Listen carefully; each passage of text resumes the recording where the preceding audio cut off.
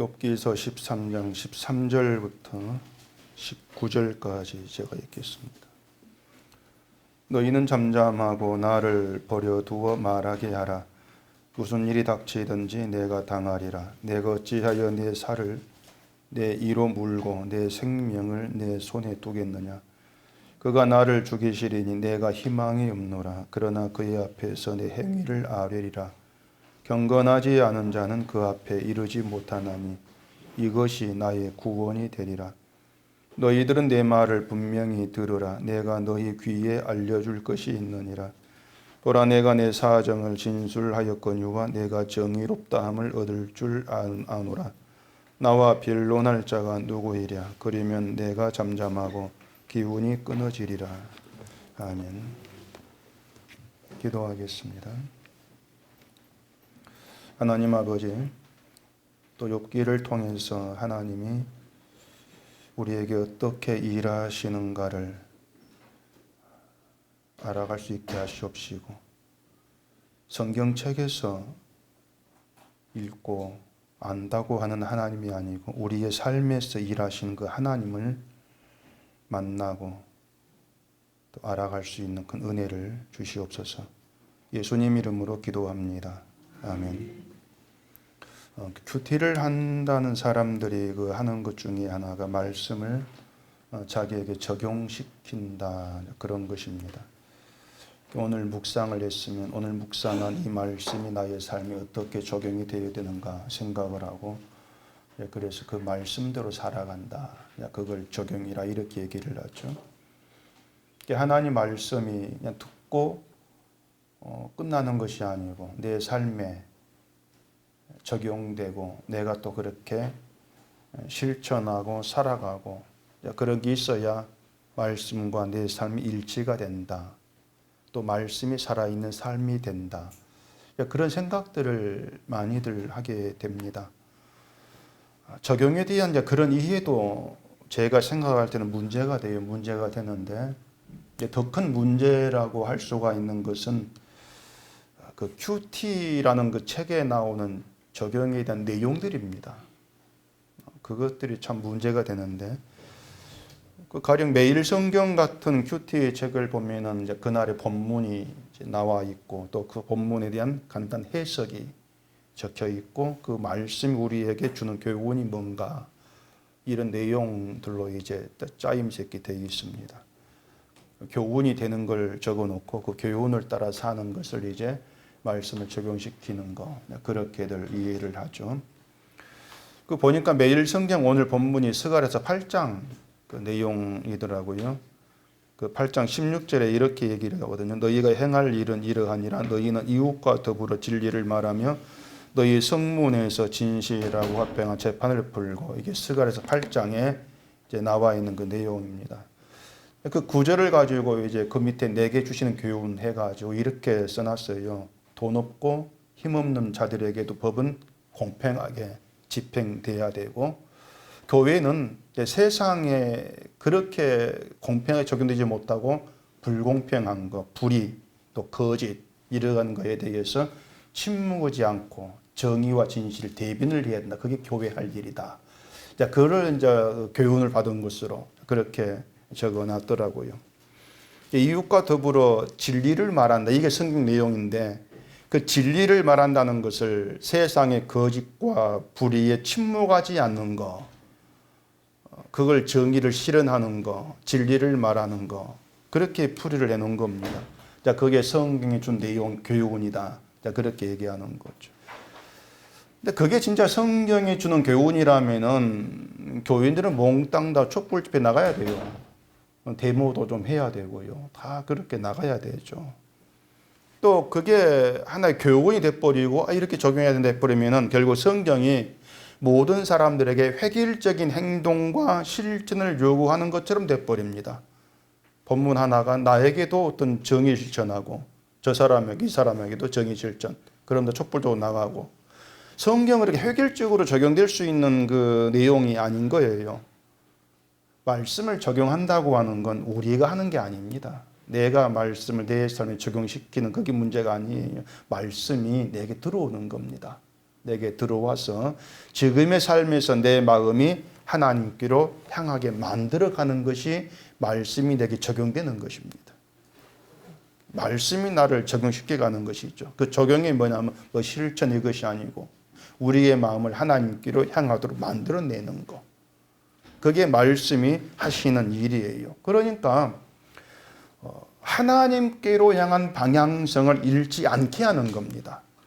우리는 삶은 다르죠. 삶이 다 다르고 또 성경 보면은 깨닫고 이해하고 하는 게 좀 다르지 않습니까? 다 다른데도 동일한 게 뭐냐면은 그 말씀이 참되게 우리에게 각자에게 적용되어 있다면은 우린 모두가 한 마음, 하나님께로 향한 같은 마음으로 나가게 되는 거예요.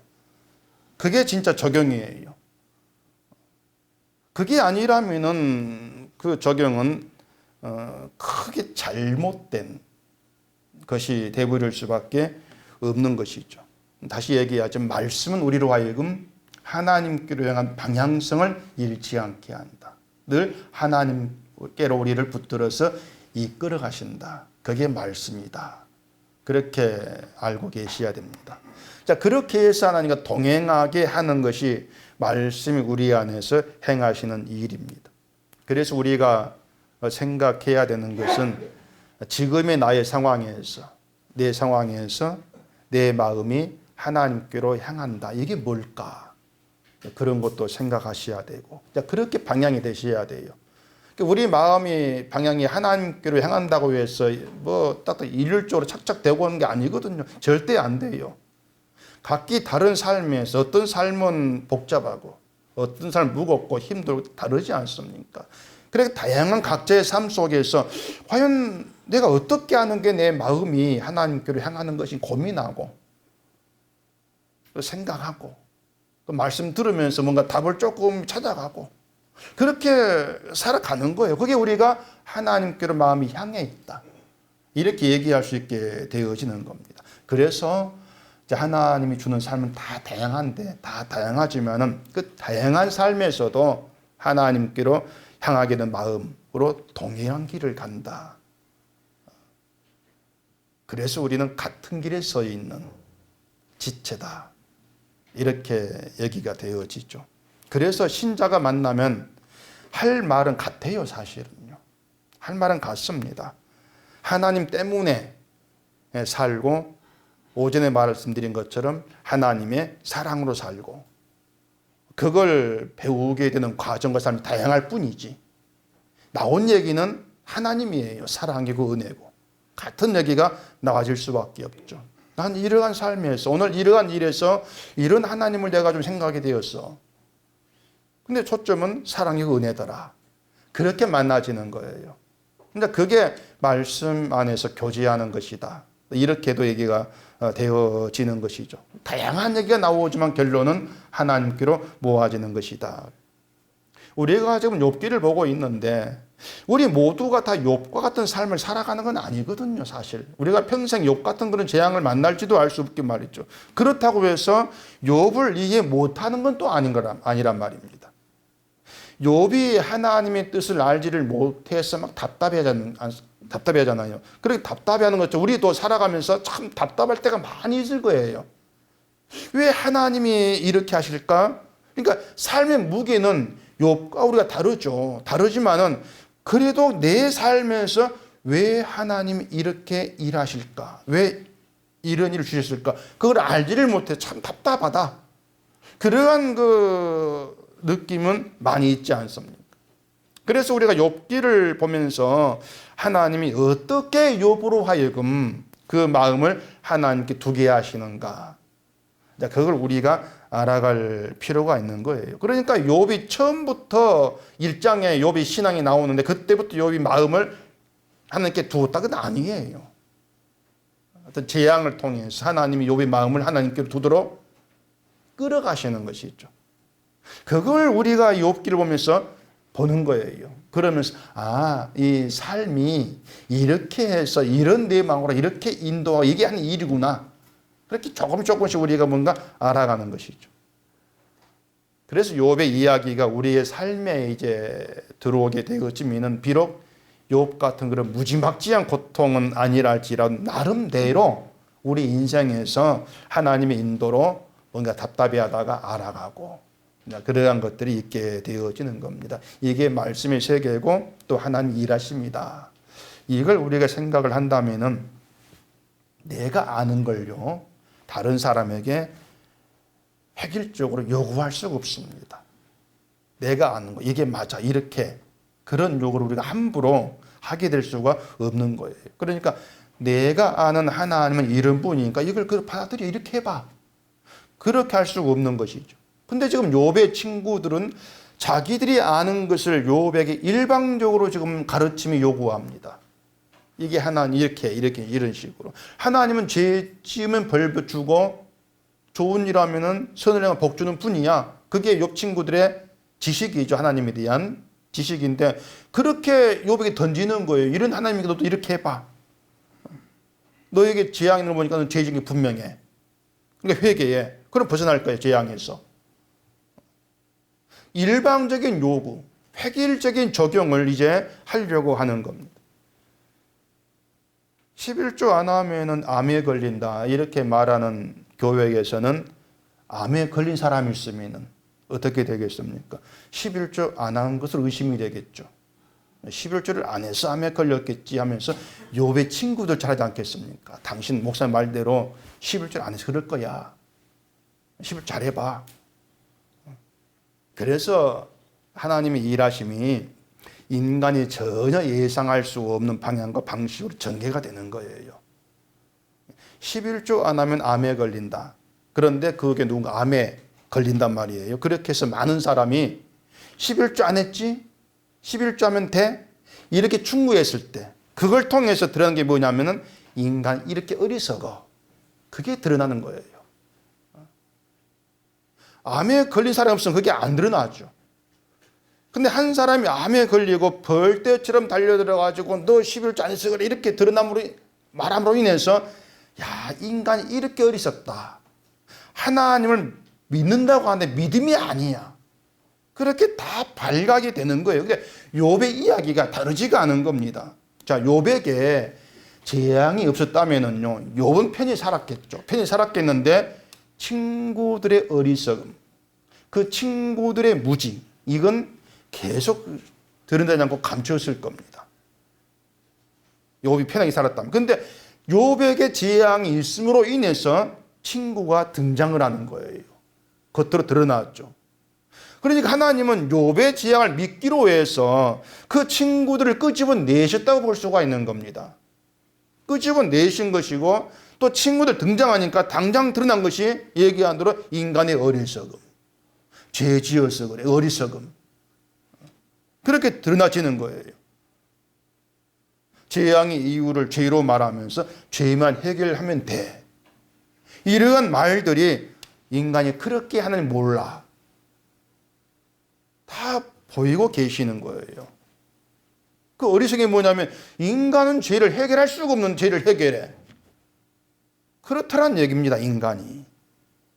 욥 자신도 마찬가지예요. 욥 자신도 만약에 재앙이 없었다면은 처음에 온전하다, 정직하다, 하나님 경외했고 죄에 떠났고 이러한 인정받고 칭송받고 훌륭해. 참 저렇게 신앙생활 잘하니까 복 줘서 자식도 많고 재산도 많고 이러는데 부러움받고 계속 살았을 거란 얘기입니다. 재앙이 없었다면은. 그러니까 사람들은 그렇게 사는 걸 원하지만은 만약 욥의 삶에 그렇게만 일률적으로 계속 흘러갔다면 욥은요 자기가 어떤 존재인가를 몰라요. 내가 누구냐? 이걸 끝까지 모르고 계속 갔을 거란 얘기입니다. 그럼 그게 욥에게 재앙이다. 진짜 재앙이죠. 그래서 그 저주죠. 왜? 하나님 모르고 죽을 거니까. 그게 저주가 되어버리는 거예요. 하나님에 대한 생각도 없이 나 훌륭한 줄로 착각하고 살아가 버리는 거. 그러면은 그 욥을 평탄하게 살게 놔두시는 것이 사랑이겠습니까? 재앙 던져가지고 욥이 어떻든 드러내는 게 사랑이겠습니까? 후자 아니에요. 우린 하나님을 그렇게 알아가셔야 한단 말입니다. 그러니까 우리가 바라는 거 하나님 성경에 없는 거예요. 아무리 뜯어봐도 없어요. 나를 평안케 하고 일성땅 복 주면서 잘 살게 하고. 그런 하나님은 저주의 하나님이에요.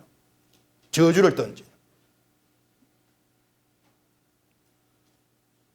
그래서 욥기를 보면서 이제 우리의 그 하나님의 생각이 수정되어 가면서 아니었구나. 이 재앙이 어떻게 사랑인가 의문되었는데 욥을 통해 보니까 재앙이 사랑이구나.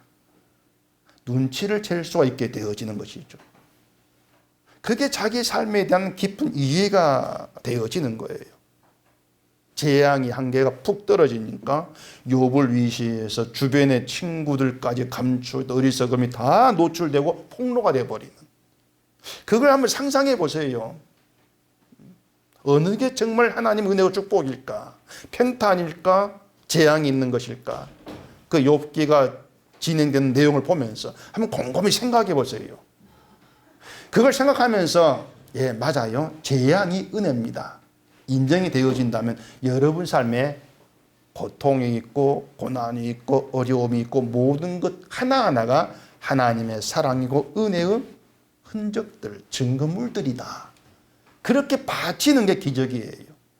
그게 진짜 신자의 생각이고 그게 성령 받은 것이죠. 그게 성령의 역사함이죠. 그 생각이 이렇게 흘러간다고 하는 것이. 그러니까 그런 게 하나님의 일하심이라는 우리가 생각해 본다면은 이 욥기를 말하면서 제가 자주 말씀을 드린 것처럼 지금의 일과 지금의 상황, 눈에 보이는 현재 상황 그것만 가지고 우리 인생 전부를 판단치를 못합니다. 넌 지금 이러니까 이래. 그런 말을 절대로 할 수 없는 거예요. 끝까지 우리가 가야 되죠. 기다리면서 어떻게 끌어갈까 기대하면서 끝까지 가봐야 되죠. 그게 신자로 사는 거예요. 그래서 우리가 힘든 일을 겪는다고 했을 때에 그 새 친구들처럼 내가 죄 지은 게 있어 그런 것이 아닌가 생각 그런 거 다 내려놓으시고요. 욥에게서 힌트를 좀 찾아가 보세요. 욥에게서. 답이 뭔가 조금이라도 보일 거라 생각됩니다. 13절 본문 보십시다. 너희는 잠잠하고 나를 버려두어 말하게 하라. 무슨 일이 닥치든지 내가 당하리라. 내가 어찌하여 내 살을 내 이로 물고 내 생명을 내 손에 두겠느냐. 이 말을 보면서 우리가 생각할 수 있는 욥의 심정은 이런 겁니다. 지금 욥은 그 친구들의 말이 답이 안 된다는 걸 잘 알고 있어요. 친구들은 비록 욥의 문제 해결을 보겠다고 지금 나서서 말을 하고 있고 또 나름대로 해결책을 지금 제시하고 있지만은 욥이 볼 때는 그 친구들의 말 전부가 이 세상에서 신에 대한 상식처럼 되어 있는 말이고 당연히 욥도 아는 그런 내용이지 않겠습니까? 욥의 친구들이 무슨 말하는지 다 알긴 알지만은 답이 아니다. 그것은 답이 되지 못하고 또 욥의 문제도 너희가 나의 문제를 제대로 보지를 못하고 있는 것이다. 그렇게 생각을 한 거죠. 욥이 생각할 때는 자기 문제가 죄만 멀리하면 해결된 그런 것이 아니었던 거예요. 그래서 앞에 4절에서 너희는 거짓말을 지어내는 자요 다 쓸모없는 의원이니라 이렇게 말했지 않습니까? 무슨 병인지도 모르고 병의 원인도 모르고 그래서 처방도 엉터리로 내리고 진짜 쓸모없는 의원 그렇게 말하거든요. 우리도 그렇게 살아가요. 쓸모없는 의원 노릇하면서 살아가요. 그래서 내 삶에 대해서 잠잠하지를 못하고 힘들면은 지금 당장 이유를 알려고 하고 해결돼야 된다고 생각을 하고 그래서 하나님 뜻을 알려고 묻고 막 이렇지 않습니까? 그러니까 이런 사람들을 유혹하는 게 인생의 문제가 풀리지 않습니까? 내게로 와봐 막 이런 것들이에요. 사기꾼들. 내게로 문제가 다 알게 된다는 식으로. 어떤 분이 이런 설교를 했으면 제목이 문제가 잘 풀리지 않을 때 제목이에요. 문제가 잘 안 풀릴 때. 저는 이런 설교 재미가 있습니다. 왜 재미가 있냐면은 제목을 보고 이 사람이 1대지 2대 이름 할 거다 딱 생각하거든요. 그대로 나와요. 제가 신기가 있는지 생각하면 그대로 딱딱 나와요. 이분 설교도 그 제목 보면서 이분이 이렇게 말하기 보니까 그대로 얘기를 하고 있더라고요. 돗자를 깔아야 될 판이지 지금. 일대지 이 양반이 뭐라 하냐면은 먼저 하나님께 물어보는 믿음이 필요하다. 이게 일대지예요. 하나님께 물어보면 뭐 합니까? 침묵하는데. 말 안 하는데. 백날 물어봐야 그 헛수고죠. 이대지가 이제 자기 자신에게 물어보라. 그렇게 되어 있습니다. 그러면서 뭘 물어보냐면은 내가 하나님 뜻을 무시한 적이 있느냐. 하나님보다 내가 물질을 더 사랑하지 아니했는가. 물질로 하나님께 감사한 적이 있는가 없는가. 이렇게 이제 물어보라는 거예요. 그걸 물어볼 필요가 뭐 있습니까? 살고 있는데 그렇게. 굳이 물어볼 이유가 없어요. 그리고 3대지가 뭐냐면은 참고 기다리며 기도하라. 그게 3대지. 그게 문제가 안 풀릴 때 해결책입니다. 옛날 가뭄이 들었을 때에 그 왕이 이제 했던 제가 기후제라고 있지 않습니까? 하늘에다가 이제 비 오게 해달라고 제를 지내죠. 그 기후제 100% 비 오게 하는 방법 아십니까? 제가 좀 늦죠. 예. 비 올 때까지 제를 지내면 비 옵니다. 그게 100% 기후제 이제 비 오게 하는 거죠. 비 올 때까지 언제가 오지 않겠습니까? 올 때까지 기후 지내는 거예요. 참고 기다리면 기도하라. 꼭 그런 식이거든요. 문제 해결될 때까지 기도해라. 뭐 어느 순간인가 해결되면 하나님께서 내 기도를 응답했다. 갖다 붙이면 되어지는. 근데 이런 게 거짓말을 지어내는 쓸모없는 의원의 모습이죠. 근데 우리도 스스로 그런 거짓말을 막 지어내는 거예요. 듣는 것이 있어가지고 머리가 그게 아니다 가는데 우리의 마음속에서는 일이 잘 되면 하나님께 내가 복 줬네, 내가 교회를 잘 다녀 그런가? 자꾸 그런 마음이 속속 들어오고 말이죠. 일이 안 되면은 복이라니까 쑥 들어가면서 내가 또 뭐 잘못한 게 있는가? 그러니까 내 스스로도 거짓말을 자꾸 만들어내고 있어요. 그렇게 우리가 살아가면서 스스로를 위로하려고 하고 결국 우리도 쓸모없는 의원으로 살아가는 것이죠. 그런 우리가 어떻게 다른 사람의 선생이 될 수 있겠습니까? 다른 사람의 신앙 문제로 선생이 못 되는 거예요. 우리가 다 그렇게 살고 있는데 다른 사람의 신앙 문제에 선생이 될 수 없는 분명한 이유 중에 하나는요. 누구의 일이든지 간에 그 일을 내 일로 얘기를 안 한다는 얘기입니다. 내 일 아니에요. 그러니 선생 될 수가 없는 것이죠. 새 친구도 다르지가 않습니다. 욥의 심정은 지금 목숨을 걸고서라도 하나님께 자기 이 일의 답을 알고 싶다는 거예요. 내 목숨을 다 걸고서라도. 그러니까 하나님 왜 그런지 안다면 내가 죽여도 되냐습니다. 지금 그런 심정으로 욥이 얘기하고 있는 거예요. 그래 13절에서 무슨 작체든지 내가 당하리 이렇게 나오거든요. 여기에는 하나님이 스스로 자기를 죽인다 할지라도 하나님 왜 그런지 답을 알 수 있다면 죽는 것도 마다하지 않겠다. 그런 마음이 담겨 있다는 얘기입니다. 그 앞에 3절에 그러죠. 참으로 나는 전능자에게 말씀하려 하며 하나님과 변론하려 하노라. 너희하고는 말 안 해. 그런 겁니다. 왜냐하면 나의 재앙을 주관하는 하나님이지 너희 친구들이 아니잖아. 난 하나님과 얘기할 게야. 이렇게 나오는 거예요. 그러니까 친구 너희도 내 막을 모르는데 너희의 상대해봐 내가 무슨 소득이 있겠느냐. 그런 것이죠. 그렇게 욥은요 재앙 때문에 여러 일들을 지금 경험하고 있습니다. 그러니까 욥이 재앙 때문에 고생했구나 그 생각하지 마시고요. 재앙 때문에 욥이 참 여러 경험을 하고 있구나. 그렇게 생각하시면 되는 거예요. 재앙이 없었다면요 목숨을 걸고서라도 하나님의 일을 알고 싶다. 그런 심정이 있었겠습니까? 없었죠. 재앙 때문에 내가 목숨을 걸고서라도 왜 하나님이 이렇게 하시는지 좀 알고 싶다. 그런 간절한 소망을 경험할 수가 있는 거예요. 간절함이라는 거. 하나님 일을 알고 싶은. 그렇게 오면 재앙은 그래요. 욥으로 하여금 하나님 관계에서 다양한 것을 경험하게 하는 기회로 그렇게 다가와지고 있는 것이죠. 그런 경험 속에서 욥이 하나님에 대해서 생각을 하면서 이런 말을 합니다. 15절을 보면은 그가 나를 죽이시리니 내가 희망이 없노라. 그러나 그의 앞에서 내 행위를 아뢰리라. 하나님 나를 죽이신다면 내가 하나님께 뭘 더 바라겠느냐? 바랄 게 없잖아. 나를 죽이시겠다는데. 나를 죽이겠다는 앞에서 하나님 이것 주세요 저것 주세요 할 수가 없잖아. 이걸 희망이 없다. 이렇게 얘기한 거죠. 근데 그렇다 해도 하나님을 신뢰하겠다는 거예요. 내 행위를 아뢰리라. 여호와를 신뢰하는 그런 나를 보이겠다. 그 정도로 욥은 하나님에 대한 마음이 강한 겁니다. 근데 왜 재앙을 주시는가에 대해서 이해할 수 없는 그런 일로 욥이 지금 다가오기 때문에 환장할 노릇이 아닐 수가 없는 거예요. 그래서 알고 싶다는 거예요. 재앙이 욥을 그런 열망으로 이끌어가는 것이죠. 우리가 하나님을 알고 싶다고 하는 것이 그 열망이라고 하는 것이요.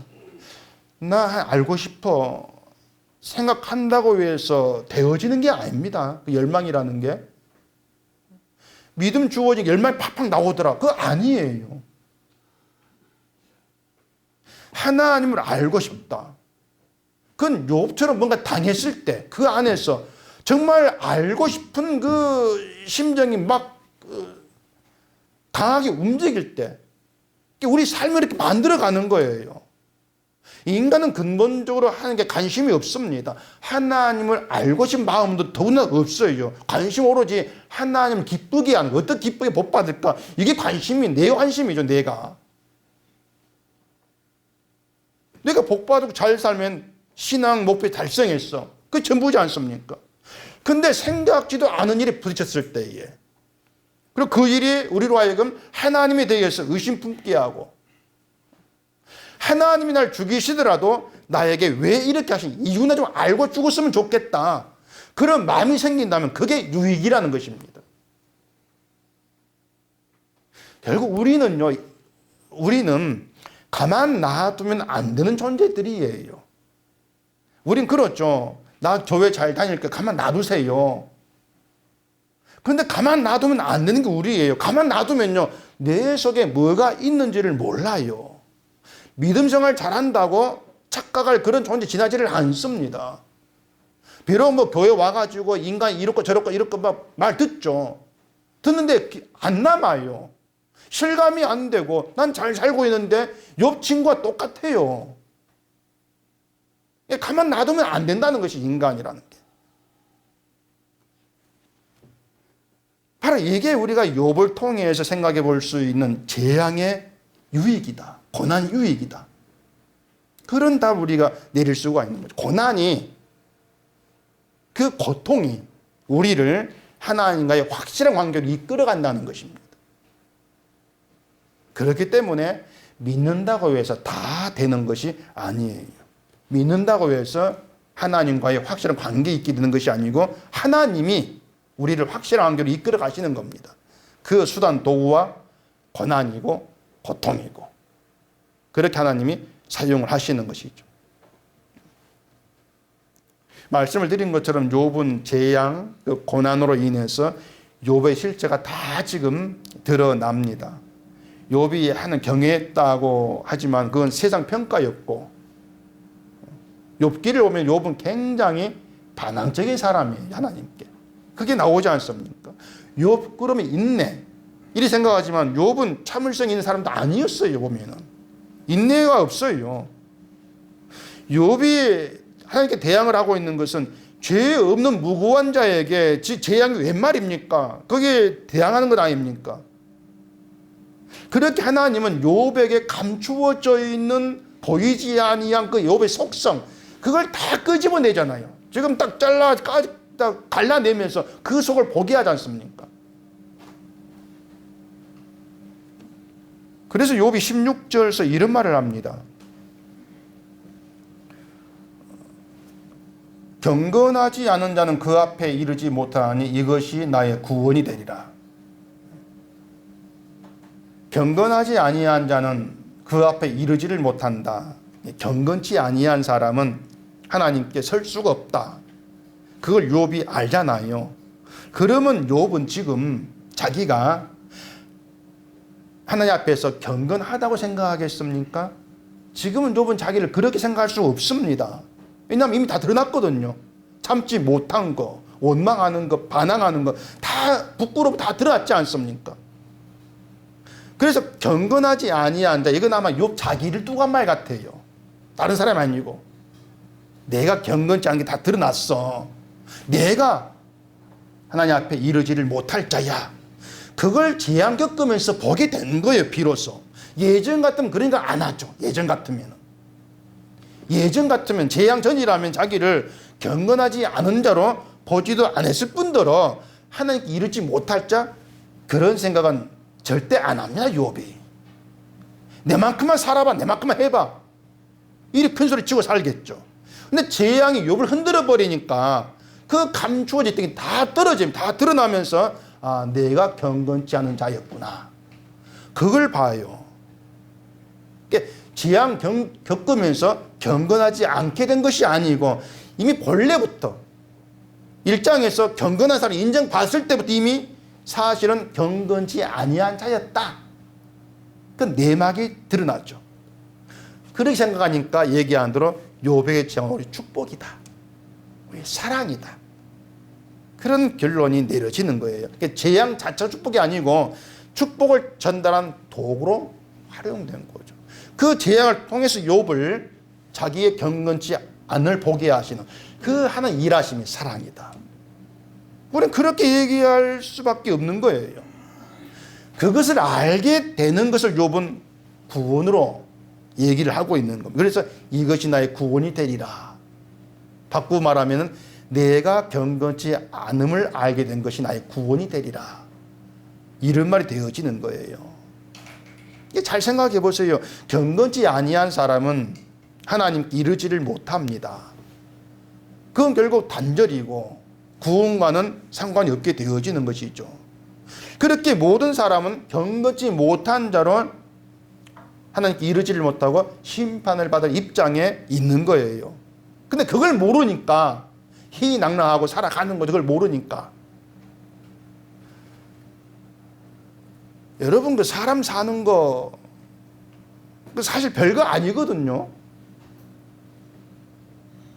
돈 벌고 큰 소리 치고 사는 게 대단하다 이렇게 뭐 생각하고 또 그런 삶도 우리가 많이 원하고 있지만 그래 봐야 그거 시기 따져보면 얼마 가지를 사실 못합니다. 그 중국의 재산이 7조 원이었던 조폭이 있었는데 붙잡혀가지고 재판받고 사형 언도를 받았어요. 그 사람이 사형받기 전에 한 말이 뭐냐면 만약 내가 인생을 다시 산다면 포장마차하고 살겠다. 포장마차 하면서 그런 말을 했습니다. 그러면 그 사형수에게 다시 인생 기회를 줬다고 합시다. 포장마차 할까요? 안 합니다. 화장실 갈 때하고 나올 때하고 많이 달라요. 사형받아 죽을 때, 죽음이 코앞에 있을 때야 돈 별것 아니고 내가 왜 돈 때문에 족보 이렇게 살았을까? 그냥 포장마차 하는 게 행복이었을 건데 그 생각이 있죠. 근데 다시 산다면 여전히 예전 모습으로 돌아갑니다. 오히려 업그레이드 돼가지고 쟤네 이렇게 붙들었으니 이렇게 하지 말아야지. 방지책을 세웠죠. 학습한 것밖에 없어요. 이렇게 안 해야지. 안 붙잡혀야지. 그렇게 사람은요, 별것 아닌 인생을 살아가면서도 이게 별것 아닌 걸 몰라요. 그렇기 때문에 경건해질 수 있는 존재가 못 됩니다. 사람이라고 하는 거. 아무리 뭘 하다 할지라도 경건하다. 상관이 없게 될 수밖에 없는 거예요. 그걸 알아야만이 경건하지 못한 자를 하나님이 어떻게 하시는가, 거기에 마음이 기울어질 게 아니겠습니까? 내가 경건치를 못한 걸 알아야만이 하나님이 어떻게 할까. 우리가 성경을 보니까 이걸 보게 되는 거예요. 성경 모르면 욥처럼 신앙 훌륭하다 그런 소리 들으면 다 됐다 이렇게 생각 아닙니까? 나 신앙 좋다 진짜 하면 되지 뭐. 나 돈 뭐 괜찮게 벌고 평안히 살아가면 되지. 그 생각밖에 있을 게 없어요. 나만 잘하면 돼. 그게 전부일 거란 말입니다. 그 생각은 구원에 멀어질 뿐이에요. 그래서 욥기에서 드러나는 그 욥이 뭔가 하면은 너도 아무것도 아니구나, 그겁니다. 너도 아무것도 아니구나. 그러니까 1장 1절에 나오는 욥하고 뒤에 계속 가면서 나타난 욥하고 비교를 해보세요. 1장 1절에 욥이 대단합니다. 야, 정말 대단해. 이런 놈 없어. 이런 사람 없어. 대단한데 그게 다 묻혀지면서 나중에는 너도 별것 아니구나. 그렇게 드러나는 거예요. 그게 하나 일하심이에요. 너도 별것 아니야. 하나님을 경외하면서 죄를 멀리하고 그렇게 살아갈 때는 뭔가 욥이 쓸만한 그런 패인 줄 알았는데 알고 보니까 죽은 패였더라. 그 패라는 말 어디서 나온지 압니까? 핫톡. 죽은 패. 쓸모없는 패. 제가 설교하면서 핫토 얘기를 처음 한 것 같은데 저 핫토 못 쳐요. 잘 못 치는데. 그렇게 우리는 쓸모없는 패인데 죽은 패거든요. 그 쓸모없는 죽은 패를 하나님이 주워들고 하나님 패로 사용하신 이게 구원이에요. 쓸모 있는 패를 하나 주으신 것이 아니고 쓸모없는 죽은 패를 하는 게 주워들어서 붙잡고 하나님이 사용하신다. 그래서 우리가 성경 펴면요 늘 내가 확인돼야 됩니다. 정말 그렇습니다. 성경 펼 때마다 늘 내가 확인되어지는 거. 어떻게 살았는가 되돌리게 하면서 내가 죽은 패에 지나지를 않았구나 확인하고 또 확인하게 되어지는 이게 구원이 되는 거예요. 그것이. 지금의 교회 이걸 안 합니다. 참 그걸 안 해요. 자기 확인을 하지 않은 사람들이 왔으면은요 자기 확인을 쉽게 줘야 되지 않겠습니까? 그게 사는 길이니까 그것이. 그게 구원이 되는 것이니까. 근데 그걸 안 해요. 그걸 안 하면서 1장 1절에 욥이 되라. 늘 그따고 소리만 하고 있지 않습니까? 저는 그렇게 못하겠다는 거예요. 왜? 그게 구원이 아니니까. 구원이 되는 것은 내가 경건치 않은 자, 그런 자 하나님께서 어떻게 하셨는가? 그걸 보는 게 구원이니까. 저는 그걸 얘기하겠다고 하는 거예요. 거짓된 그 마음이 다 드러나침으로써 그런 내 마음, 거짓된 그런 내 마음을 덮고 씻기 위해서 오신 예수 그리스도 은혜를 생각하는 거. 그게 사는 길이니까요. 그래서 욕심도 드러내고 하나님께 반항적인 마음도 드러내고 인내하지 못한 것도 드러내고 다 드러내시면서 그걸 다 죄다 다 죄로 규정하시면서 그 죄를 씻기 위해서 내가 예수 내 아들을 보냈노라. 그 구원, 그 구원에 감사하게 되어지는 거, 그게 신자로 사는 겁니다. 하나님은 그런 신자로 기뻐하시는 거예요. 딴 거 아니에요. 내 아들 보내서 너 알아? 경건치 아니한 나의 현실, 나의 자리에서 그 예수 은혜를 보게 되어지고 오전 얘기한 것처럼 나는 주님 덕분에 살아갑니다. 그 말이 나와지게 되어지는, 그게 하나님께 기쁨이 되어지는 거예요. 늘 말씀 보면서 제 얘기하고 그런다고 불만 갖지 마시고요. 늘 내가 확인되어질 때에 확인하게 하신 하나님 일에 감사하시면서 여러분의 모든 마음이 주님께로 향해지기만을 바랍니다. 기도하겠습니다. 우리 아버지 하나님, 또 말씀 보면서 우리가 어떠한 존재인가를 욥을 통해서 또 확인하게 되어집니다. 훌륭한 사람이었던 것 같은 욥이 참 너도 아니다는 그런 실체가 다 드러나지는 것, 이것이 하나님 은혜고 사랑이라는 것을 우리가 깊이 깨달아 알게 하시고, 우리가 평탄하게 사는 것만 능사가 아니고 때로 하나님이 우리를 흔드실 때 그 속에서 나의 불의함이 드러날 때, 그 불의함 가운데에서 나의 모든 걸 덮으신 예수를 보게 될 때에 그게 은혜고 사랑이면 기적인 것을 믿고 의지하고 감사하는 저희가 되게 해주시옵소서. 예수님 이름으로 기도